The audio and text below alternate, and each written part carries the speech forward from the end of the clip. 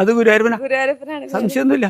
ഞാനും എൻ്റെ ഭാര്യയും കൂടി ഒരു തവണ പോയപ്പോഴേ വൈകുന്നേരമാണ് തൊഴാൻ നിന്ന് കുറച്ച് നേരം അന്ന് കുറച്ച് ബുദ്ധിമുട്ടേണ്ടി വന്നു അകത്ത് കയറാൻ. ഈസി ആയിട്ട് പോകാമെന്ന് വിചാരിച്ചോന്ന് എനിക്കറിയില്ല. എന്തായാലും നടന്നില്ല. അങ്ങനെ ഞങ്ങൾ കഷ്ടിച്ച് അകത്ത് കയറി തൊഴുത് പുറത്തേക്ക് ഇറങ്ങി അത്താഴപൂജയായി ഇറങ്ങി.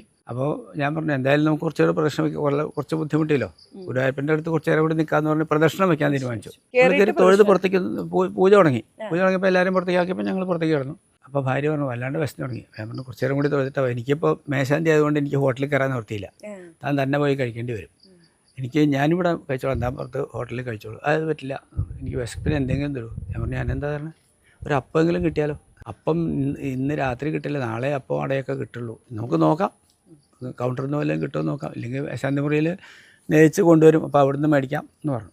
ഞങ്ങളിങ്ങനെ പ്രശ്നം വെച്ച് വടക്കേണ്ടയിൽ വന്നപ്പോൾ ഒരു കീശാന്തി മേശാന്തി എപ്പോഴാണ് വന്നത്? ഞാൻ വന്നിട്ട് കുറേ നേരമായി. തൊഴുതോ? എടുത്തു. എടുത്തി ഉണ്ടല്ലേ അതാ എന്ന് പറഞ്ഞു. കൈ നിറച്ചപ്പോൾ അയ്യോ അത് ഭയങ്കരമാണ്. അപ്പോൾ അതൊക്കെ ഒരു അനുഭവമാണ്. അങ്ങനെയുള്ള ഒരുപാട് അനുഭവങ്ങളുണ്ട്. ഇത്തരം നൊന്ത് വിളിച്ചാൽ അദ്ദേഹം വരും അവിടെ.